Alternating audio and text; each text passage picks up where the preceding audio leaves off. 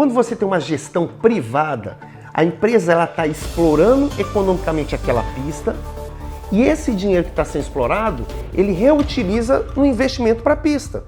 Então, eu não vejo outro caminho para evoluir o nosso esporte que não seja passando o kartódromo para a iniciativa privada.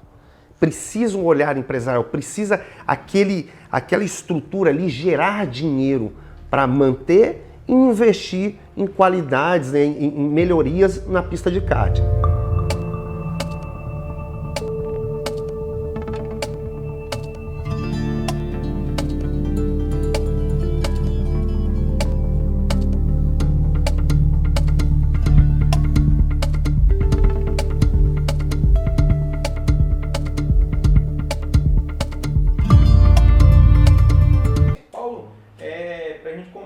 Gostaria que tu falasse sobre como a falta de patrocínio da iniciativa privada, a gente estava conversando até aqui antes de começar a entrevista, como é que ela impacta o automobilismo no Amazonas e o ganho que isso pode trazer, imaginando o exemplo dos teus patrocinadores, não é?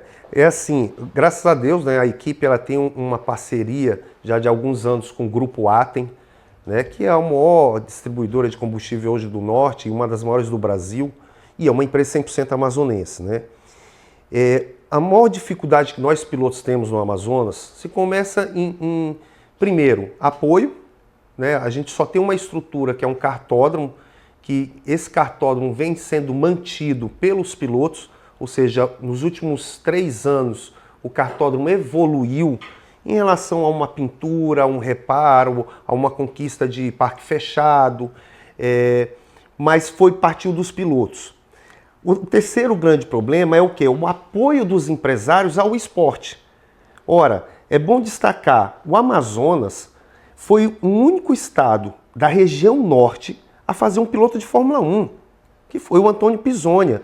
Ou seja, ali foi demonstrado que nós temos pilotos aqui no Amazonas com potencial de ir longe, né? O que falta? O incentivo, né? Então, no momento que o kart ou a pista de kart passava por alguma dificuldade, você assustava talentos. Agora, nos últimos 3 anos, o kart veio crescendo, e crescendo inclusive com categorias de pilotos com 8, 9 anos, né? E nessa idade, a criança, ela sonha chegar à Fórmula 1, né?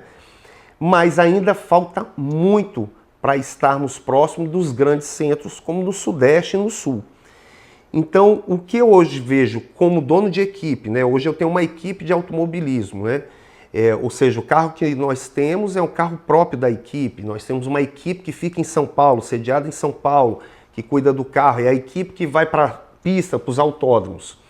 Hoje eu só tenho condições de treinar em Manaus no kart, que eu participo do Campeonato Amazonense, que é para manter o meu preparo físico, manter preparado ali, né, praticando um esporte, e o simulador, que hoje o simulador me dá condições de andar no meu carro, ou seja, no simulador eu tenho o meu carro, e correr em todos os autódromos. Então, quando chega a véspera ou próximos 15 dias próximo da corrida, eu vou para o simulador e saio me preparando para entender onde é o limite de curva, qual é a melhor marcha para entrar, onde eu posso frear. Hoje o simulador ele te dá muito próximo do real, do que realmente acontece no carro.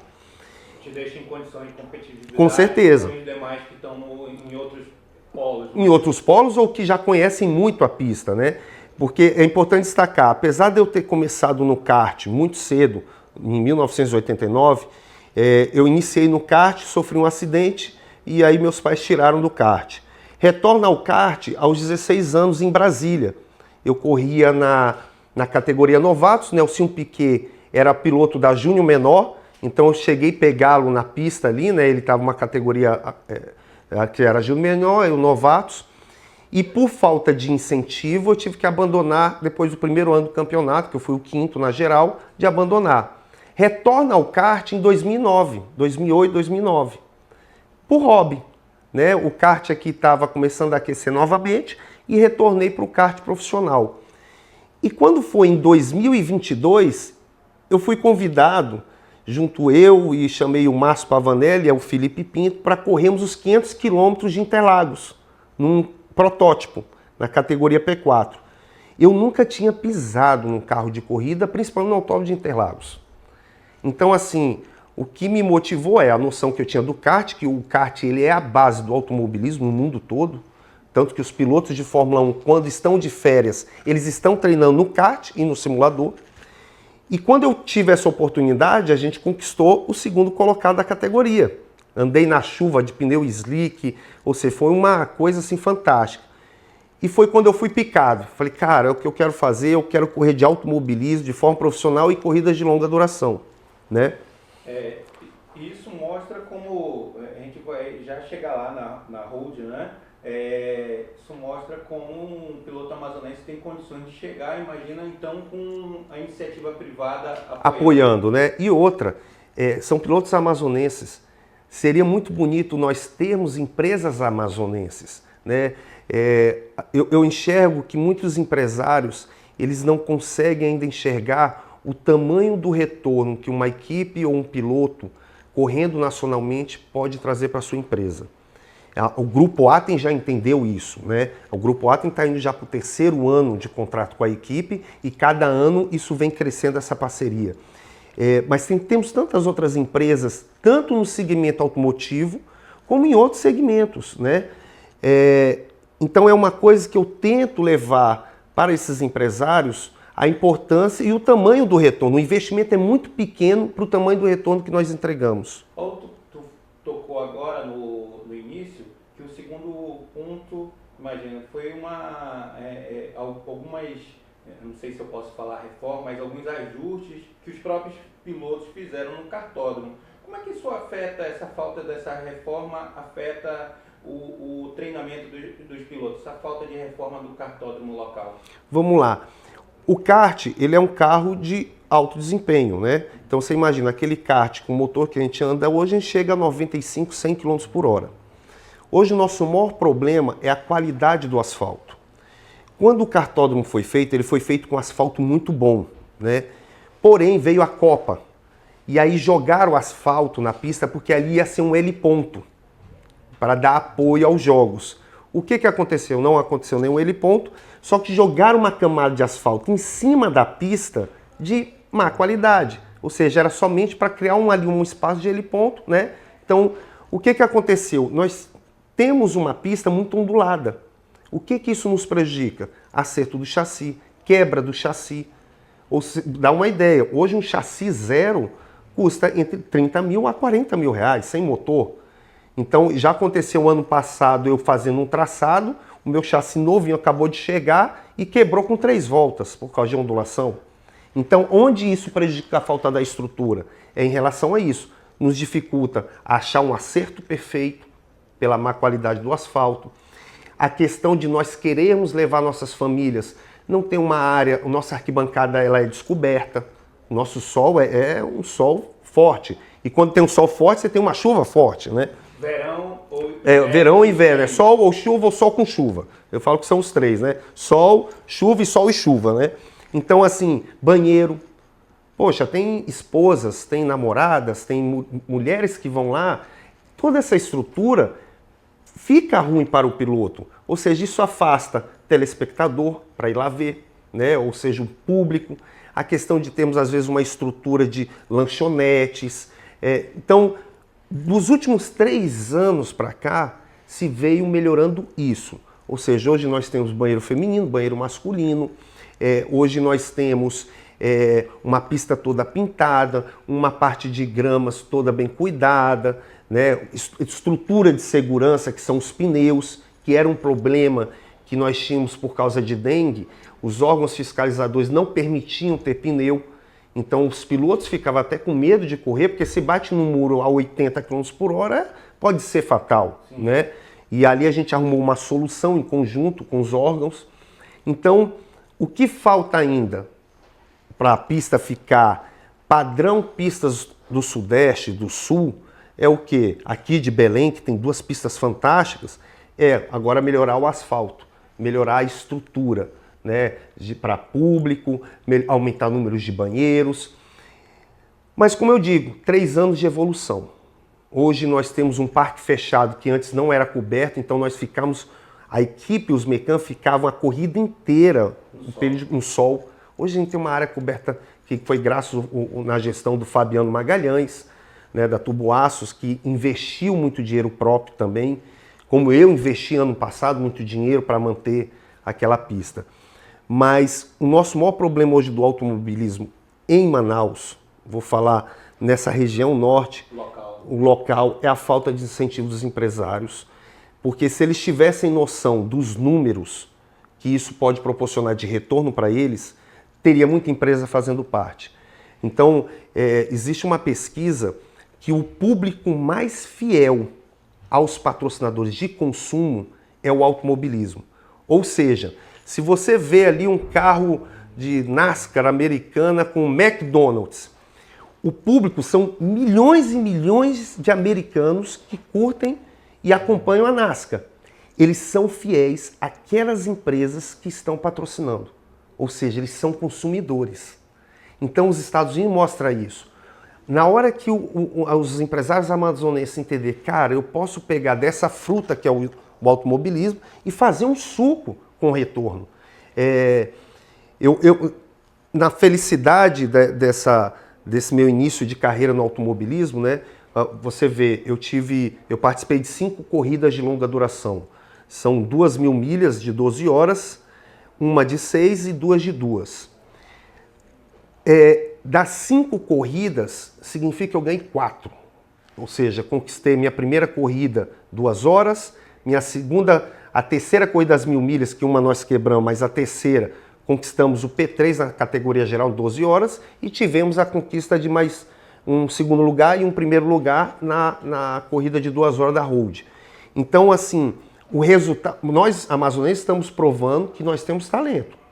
Eu estou competindo com um nível de pilotos que nasceram dentro de um carro de corrida, estão todo final de semana dentro de um carro de corrida, dentro de um autódromo, e a gente não. Estão em regiões que tem menos dificuldade, vamos ser sinceros, não tem toda essa dificuldade como tu estava colocando aqui, né? Fora da questão climática.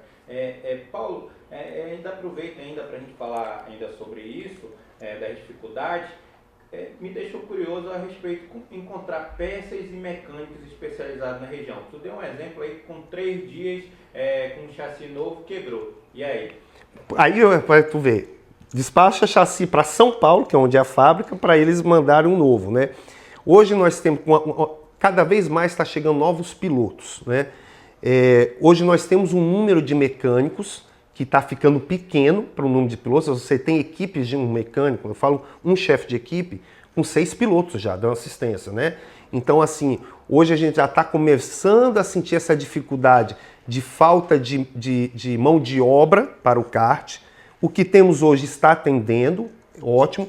Temos muitos pilotos, está atendendo, mas vai precisar que os ajudantes hoje dessas equipes comecem a se preparar para serem mecânicos titulares e assim a gente poder receber mais pilotos. Começar a formar uma mão de obra. Formar uma mão de obra. A parte técnica, peças, motor, tudo é de fora.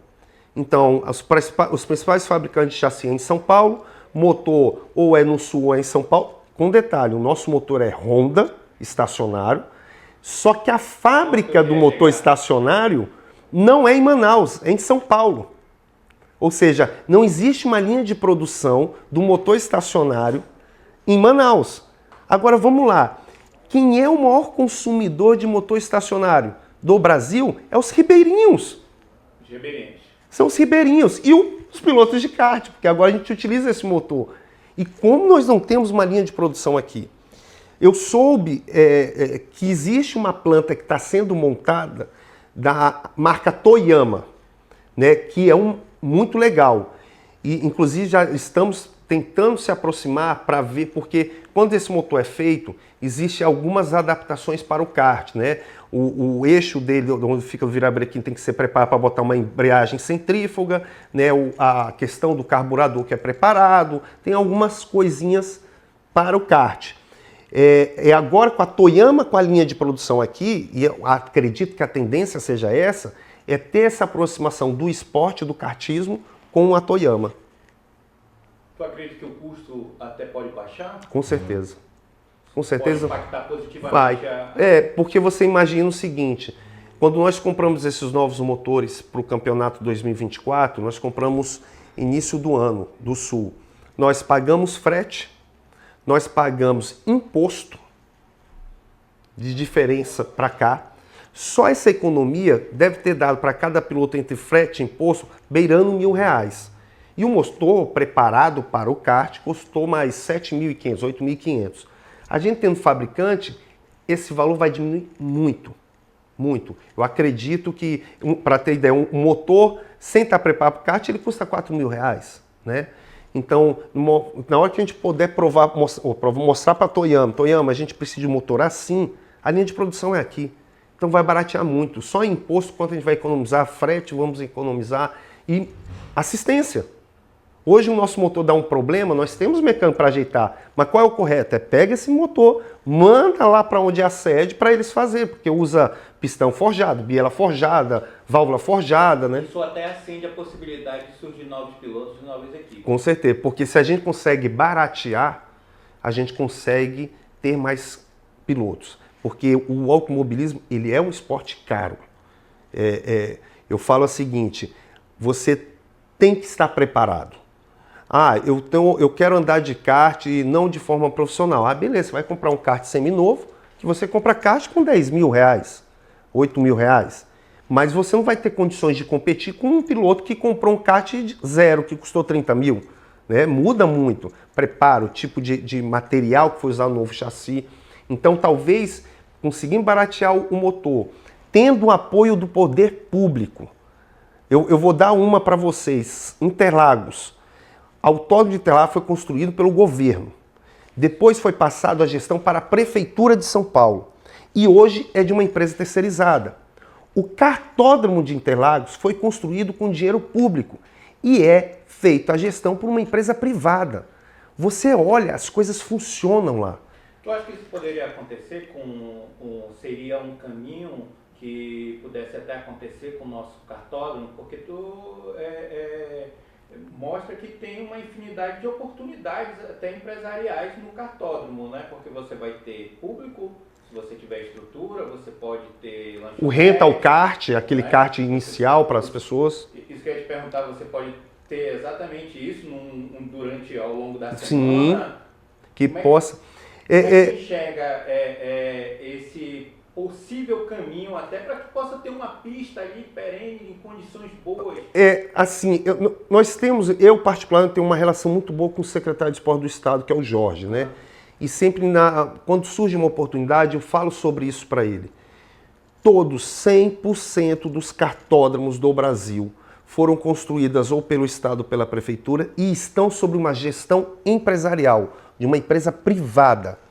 Por quê? A empresa privada, é normal que o poder público tenha a sua burocracia, né? Então o Jorge às vezes ajuda a gente, quer ajudar muito, mas tem todo um processo. Vamos iluminar, faz licitação, faz não sei o quê.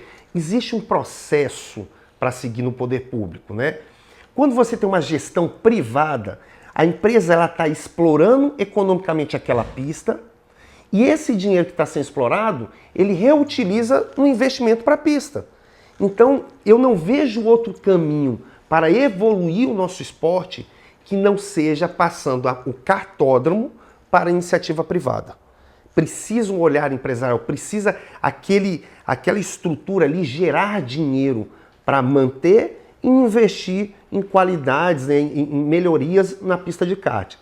É o que eu entendo, eu falo com o Jorge, essa conversa sempre é muito aberta com ele. Ele entende que o kart vem crescendo, mas eu acredito que tanto Prefeitura de Manaus como o governo ainda faz muito pouco para o esporte automobilismo. Há diversas oportunidades e talvez, pelo que tu fala, talvez o olhar empresarial fizesse a diferença até para o automobilismo local. Com certeza. Eu acho que... olha só que interessante. Belém tem um piloto que corre de longa duração. E no macacão dele tem um apoio do governo do estado. O governo do estado do Pará patrocina aquele piloto, é um representante. Ou seja, Só que ele tem alguns títulos? Tem. Mas o que nós conquistamos em 3 anos era para o meu macacão estar com o emblema da prefeitura para estar chamando turista, era para o meu macacão, meu carro estar com o emblema do governo do estado para chamar o turista. A gente, pilotos amazonenses, porque Belém é interligado ao Brasil. Amazonas não é, Amazonas é uma ilha. Nós somos isolados do Brasil. Não temos, nos próximos, em linha reta, 5.000 quilômetros, 3.000 quilômetros, nenhum autódromo para treinar. Nós somos reconhecidos no meio lá, e você vai lembrar daquele filme Jamaica Abaixo de Zero. Sim. Nós somos os jamaicanos no meio, participando de uma corrida de umas Olimpíadas de neve. Só que na África, na Jamaica, não tem neve. E eles foram lá. É a mesma coisa a gente. A gente é os amazonenses abaixo de zero. Por quê? Porque a gente não tem autódromo, nós temos uma estrutura ainda, vamos dizer, ainda precária para treinar kart, e a gente está fazendo história. Olha só, o reconhecimento que hoje nós amazonenses temos na mídia nacional, ele é muito maior. Por isso que eu falo, o poder público já era para ter procurado, vem cá, vocês são os únicos representantes. Como é que a gente pode ajudar você? Eu preciso que você leve o nosso estado, divulgue o nosso estado para trazer mais turistas, né? Como existiu. O Antônio tinha um apoio do governo, né? Visite a Amazônia, né? Pô, isso foi muito legal. Aquele apoio do governo foi o que levou o Antônio para a Fórmula 1, né? Então, talvez o governo, o poder público, junto com empresas privadas, eles possam abrir mais o olho para o nosso esporte e incentivar, fazer acontecer. Tu mostrou uma oportunidade, né? Que, imagina, no segmento de turismo, tu não tem um macacão nenhum do segmento de turismo, né? E ainda mais nós tendo hotéis de selva, enfim, temos interessados que aumente, né, a economia do turismo. Não, olha só a observação que colocou. Nós temos um dos maiores... a gente tem o turismo de pescas, né?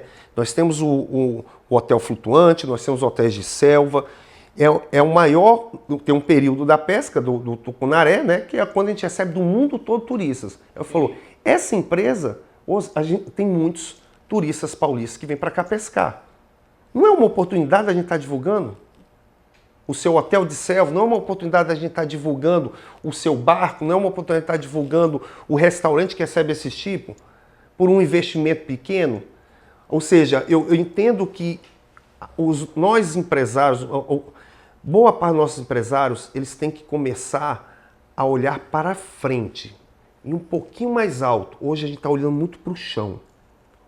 Os empresários, eles estão olhando e eles estão olhando para o círculo dele. Só que a internet já mostrou para a gente que o nosso círculo não é nada comparado ao mundo. Então aqui eu tenho, meu segmento é carro. Quantos carros já não vendi para o Brasil todo? Eu não poderia estar olhando, fazendo uma gestão da minha empresa, olhando para baixo, o mercado de Manaus, a economia parou, e agora? Não vou mais vender carro. Não, eu tenho que olhar para frente, olhar para o futuro e falar, o que a internet me dá de potencial? Né? O que eu posso ir buscar fora da minha casinha, fora do meu círculo? Se o empresário entender isso também, a chance de nós estarmos levando grandes marcas para o conhecimento de públicos de outro estado é imensa. Há um investimento pequeno, vamos dizer assim. O público de Fórmula, no geral, né, do automobilismo, é um público de um ticket médio maior. Né? Com certeza. E com detalhe, um público consumidor. Né? No meu carro, eu faço questão de ter no meu carro, no aerofólio, ele tem a bandeira do Amazonas. Eu faço questão de falar que eu sou do Amazonas. Eu dei uma entrevista num programa famoso nacional sobre esporte e eu tive orgulho de falar que eu sou do Amazonas. E o início da matéria foi falando dos pilotos amazonenses. Isso é bonito, né? Seria mais bonito se não tivesse o apoio do poder público, né? Se esse apoio do poder público acontecesse, a gente teria e poderia levar o nome do nosso estado muito mais longe. Como é que foi conquistar essa vitória inédita para o Amazonas na terceira etapa da Road?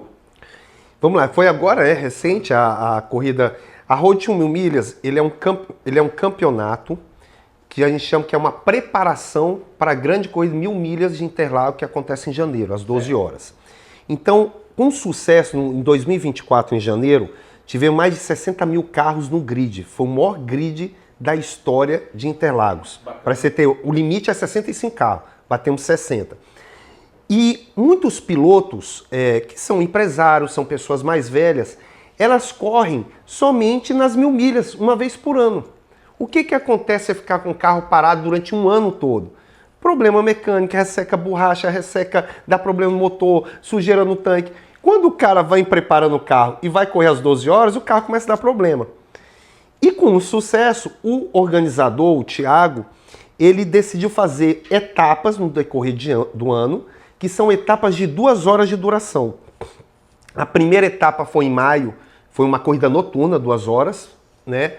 A outra etapa foi Velocitar, que nós participamos e conseguimos, larguei em último na geral, que eu não consegui fazer tomada de tempo, larguei em 20º, ganhei o prêmio do carro que mais fez ultrapassagem e conquistou posições, ou seja, eu cheguei a ficar em 3º na geral, conquistando 17 posições, então por um bom tempo. Tivemos um problema mecânico que me jogou para 11º.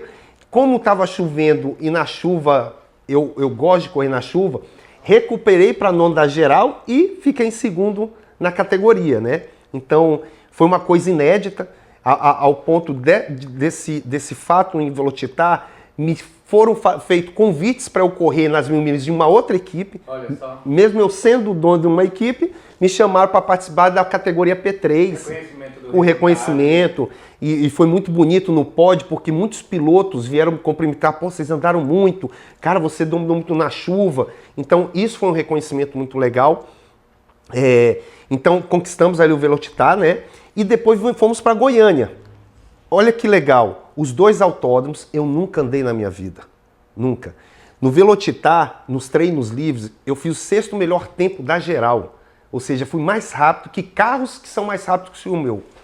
Em Goiânia, foi a mesma coisa. Quinta-feira, cheguei a fazer o 6º melhor tempo na geral. Sexta, mantivemos ali o tempo entre os 10 primeiros. Tivemos problema mecânico, corrigi o problema mecânico. E tivemos problema na tomada de tempo. Largo novamente em último, porque eu não consegui fazer tomada de tempo, problema mecânico no motor. E acabamos terminamos em primeiro na categoria, porque houve quebras dos nossos carros da categoria também. Então, assim, a gente largamos, fomos bem, começamos a falhar, só que aquela história, cara, temos que ficar o máximo de tempo na pista, né, para poder pontuar e conquistar a primeira posição. Então, com essa primeira posição de Goiânia, nós estamos na liderança do campeonato. A última corrida acontece no dia 22 de dezembro. Nós estamos avaliando a nossa participação, porque para o campeonato, tudo vai depender os pilotos que vão participar da última etapa. Então, aquele que estiver disputando com a gente, não disputar, não correr, a gente se torna campeão, pelo número de pontos, né? Então, a gente está avaliando porque vai estar muito próximo da corrida das 1000 milhas. Então, isso daí está sendo uma decisão que eu estou tomando com meu pai, que é meu companheiro de equipe, com os patrocinadores, porque eu preciso do apoio dos patrocinadores para tal corrida, né? E vai estar muito em cima também, próximos 30 dias, vai estar acontecendo as 1000 milhas em Interlagos em janeiro. Tu colocou referente ao teu resultado nos 2 traçados que tu até então nunca tinha corrido. Tu atribui isso ao teu treinamento no simulador? Sim. Eu atribuo sempre ao kart e ao simulador. Como eu te falei, hoje o simulador, apesar da gente não ter autódromo, o simulador me dá o que eu preciso. Ou seja, conhecer o autódromo, saber ponto de curva, de freada, de aceleração. Então, quando eu chego no carro, eu estou com tudo muito memorizado. Então, eu já saio do box, eu já não saio mais com aquele cuidado, eu já saio querendo fazer tempo. Que eu já sei que a curva tal eu tenho que entrar em tal marcha, né? Uma coisa ou outra muda, mas eu sinto na hora do carro mesmo, aqui eu consigo frear até mais dentro do que eu freava no simulador. Ou freio um pouco antes, que no simulador você vai bater e não vai acontecer nada. Você dá o reset e volta. No nosso caso, não. Se bater, o prejuízo é muito grande. Mas ele me dá uma noção. Então, quando eu saio do simulador, normalmente, outro dia eu estava vendo, são 18 horas, 20...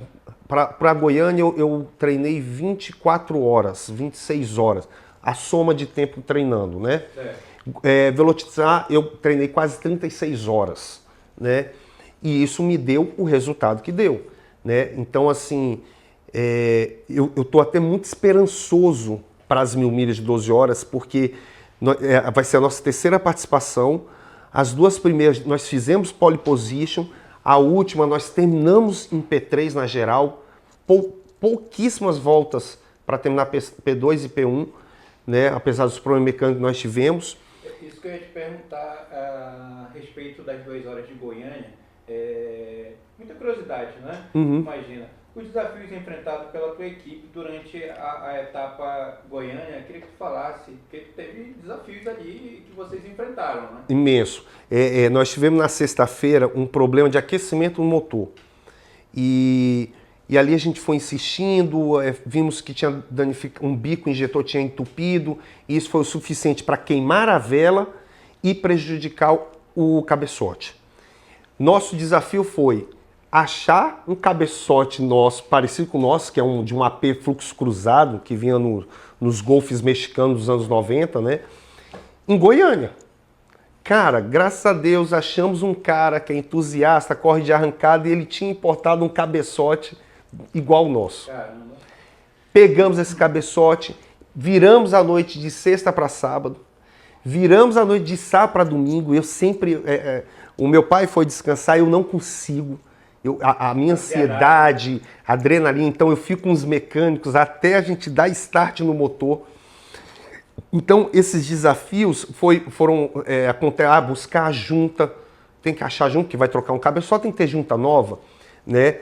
E com detalhe, a gente não tinha um dinamômetro, a gente pegou um cabeçote original, então a gente teve uma perda de potência muito grande. Eu acredito, o nosso motor com cabeçote preparado tinha 225 cavalos, com o cabeçote original, a gente deve ter caído para 150, 160 cavalos. Então, assim, o nosso carro chegava a 240, ele ia chegar com esse cabeçote, chegou a 180 km por hora, a 200 km por hora, né? Então, era todo um desafio mecânico ali para botar o carro na pista. Só que é o seguinte, eu falo que eu sou muito leve, né? Então, assim, deu problema, eu levo para o lado espiritual. Cara, isso é livramento, era para acontecer, não era para ir para tomada de tempo e acabou. Vamos corrigir e botar o carro para ir. Mas o automobilismo, ele é um esporte ingrato. Por quê? Você tem 99% de decepção para 1% de glória. Então, isso é o automobilismo. Se você não tiver preparado, um piloto que achar ou querer buscar perfeição, você está no esporte errado. Não existe perfeição no automobilismo. Tem que ter casca, resiliência. O cara tem persistência, resiliência, insistência, fé. Porque é o seguinte, olha só, o meu carro saiu do Velocitar perfeito, fazendo a volta mais rápida da categoria, andando bem. O carro só pegou, foi para a sede da nossa equipe em São Paulo, trocou óleo e chegou e deu problema. Então, assim, isso é o automobilismo. Saiu com o ajuste de um traçado, né? E o ajuste do motor, a gente nem mexeu com o motor. A gente teve ajuste, porque Goiânia é um autódromo de alta, né? Sim. É muito rápido aquele autódromo. O que a gente preparou para Goiânia foi aerofólio, chão do chassi, porque a gente precisava de menos resistência do ar, né? A gente precisava ter Então foi trabalhar muito a questão do preparo do carro. O motor em si era a mesma preparação, né? E relação de marcha, porque Goiânia tem uma reta muito longa, então a gente tinha que ter uma relação de quinta e sexta marcha maior para não cortar giro antes de chegar na curva. E deu problema. Era um motor que tinha sido feito pelo Velocitar 100% revisado, com peças novas. Correu o Velocitar sem apresentar um problema. Nós tivemos um problema no Velocitar, foi mangueira de combustível.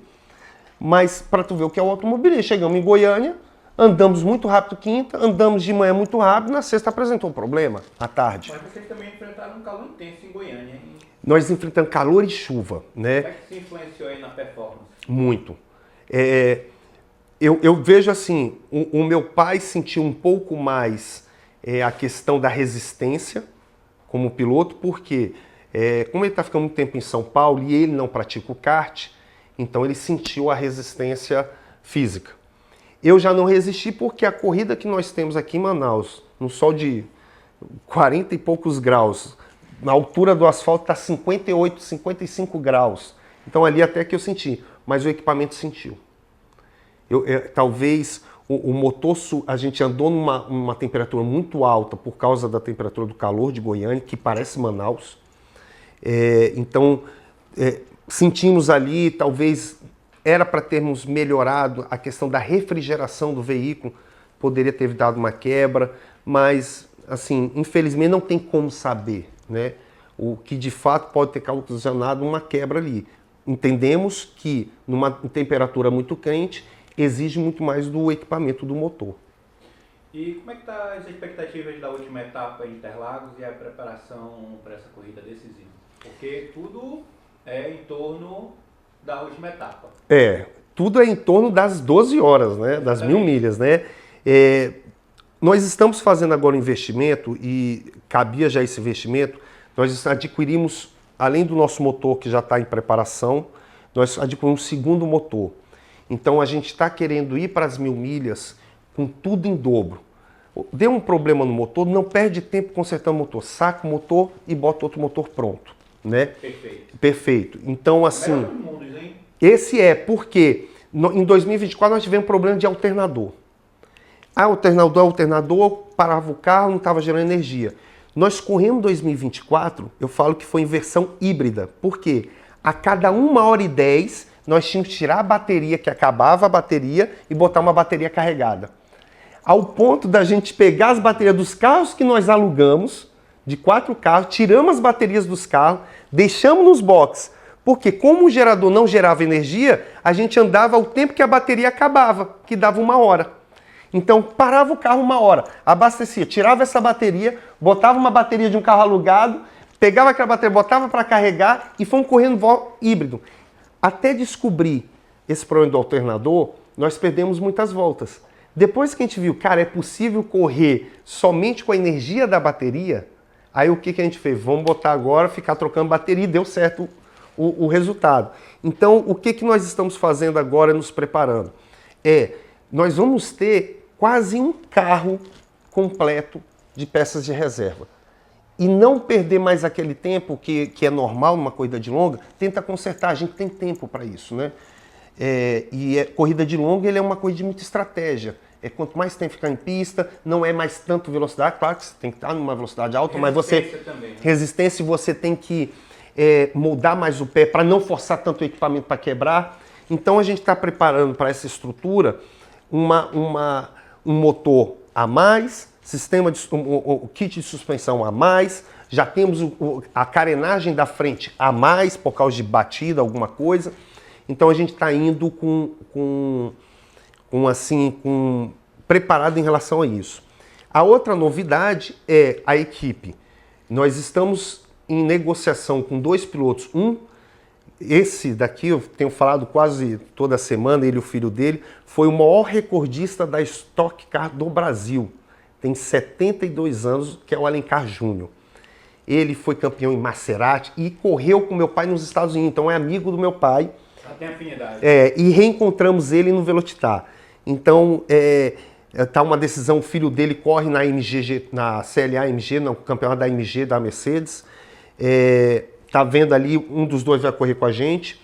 Temos também o Marcel, que está correndo na NASCAR Brasil, também foi parceiro do meu pai de corrida de longa duração em 1999, os 1000 km de Brasília, que eles ganharam, que é o Marcel Johan, que também mostrou interesse em querer correr a nossa equipe, né? Então, assim... Então vai ter novidade na formação da equipe? Vai ter novidade. Paulo, acredito que sim. É uma corrida longa, né? Como falou, está preparando 2 motores, né? Já para não ter preocupação em ninguém virar madrugada, como aconteceu em Goiânia. Sim. E a preparação física? O kart, né? O kart aqui me dá um preparo físico e eu tô começando. Eu não sou muito adepto à academia. É uma prova longa. Eu não sou muito adepto, porém, vou fazer 43 anos, né? A gente vai sentindo esse peso da idade, né? Então o kart vai ter a última etapa do kart, que é esse próximo final de semana, amanhã, né? Isso. É a última etapa. Eu vou ter que manter uma rotina de treino no kart, mesmo sem estar com corrida. E estou querendo manter uma rotina de academia com personal trainer, mais na questão de resistência, né? Então, existe específico. Você tem o treinamento com peso como volante, a esteira para me dar resistência. Então, eu vou focar nisso. Por quê? Que aí agora você está pegando primeira mão. Possivelmente, além de nós sermos os primeiros amazonenses a correr nas 1000 milhas, a fazer história nas 1000 milhas, vai ser a primeira vez que um piloto amazonense vai correr em 2 categorias diferentes, que serei eu. Então eu estou em negociação com a equipe que me convidou, que é uma categoria P3, né? É um carro mais rápido que o meu. Então você imagina o seguinte, eu vou estar correndo em 2 categorias. Então eu estou falando que em tempo de pista vai dar mais ou menos, eu vou ter 6 horas de pista, metade das 12 horas, como pilotando em 2 carros diferentes.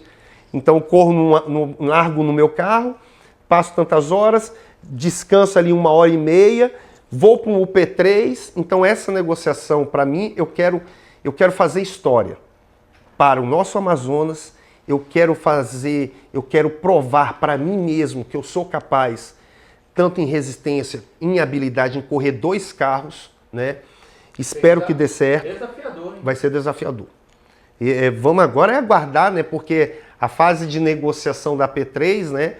Isso passa pelos patrocinadores, então não está 100% confirmado. O convite eu já tenho, agora eu tenho que puxar os valores necessários, tanto para a nossa equipe na categoria P4 como na P3. Show de bola. A gente está chegando ao fim da entrevista, Paulo. Eu queria que tu fizesse tuas considerações finais, deixasse aí a tua mensagem. Imagina, tu está indo para um desafio grande, né, dessa vez, possivelmente vai estar em 2 equipes. Queria que tu fizesse tuas considerações finais. Fica à vontade. Primeiro, agradecer, Alfredo, pela oportunidade de estar aqui explanando, falando um pouco do nosso automobilismo para você. Você tem uma importância muito grande nessa parte de automobilismo, através do Fato 360, sobre as matérias sobre o automobilismo, sobre o mercado de veículos. Então, agradecer esse espaço, a gente precisa desse espaço, a gente precisa da mídia do nosso lado. Agradecer meus patrocinadores, o Grupo Atem e o New Group do Nelson Williams, do advogado famoso Nelson Williams, um amigo, parceiro, um querido. E agora na etapa de Goiânia, a empresa dele, que é a NW Group, fez parte. Acredito que vamos repetir para as 1000 milhas de Interlagos. Então, agradecer as 2 empresas. Grupo Atem, uma empresa 100% amazonense que eu tenho orgulho de levar no meu peito. E a NW Group, do Nelson Williams, que é uma empresa de São Paulo, mas olha que interessante. Isso é para vocês empresários. Uma empresa de São Paulo patrocinando uma empresa amazonense, uma equipe amazonense. Então, dá um puxão de orelha nos empresários amazonenses e falar, olha, bora ajudar a equipe amazonense, né? Por mim, eu gostaria de ter 100% de empresas amazonenses. Teria orgulho, né, de carregar as empresas amazonenses e carregar o meu estado, a minha cidade comigo. Agradecer o meu pai, que é o meu parceiro de equipe, né, depois de tantos anos parado com a gente, a própria minha equipe de São Paulo cuida do carro. Agradecer, como eu estava falando mais cedo antes de iniciar, né, hoje eu vou num shopping, uma pessoa me segue no Instagram, pede autógrafo, fui abastecer um carro, o frentista me reconheceu, muito legal o carinho que eu estou tendo dessas pessoas que estão acompanhando a minha carreira, né, pelo meu Instagram. Então, assim, agradecer a todas essas pessoas e falar que tudo que eu faço é para conquistar uma conquista e me provar para mim mesmo que eu sou capaz e, principalmente, para trazer coisas e alegria para o nosso estado, para a nossa cidade. Eu acho que a gente já tem tantos problemas e talvez o esporte seja escape para todos nós. Então eu quero trazer, através do automobilismo, novamente a alegria e o orgulho de poderem falar, poxa, nós temos piloto representando a nossa cidade, representando o nosso povo.